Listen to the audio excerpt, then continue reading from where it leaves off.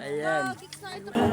Sa isang kanta, bakit ngayon ka lang sabay nagtagpo ating mata?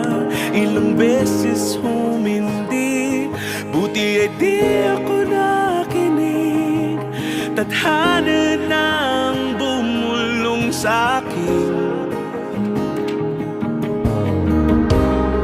Di ba't sinabi sa'yo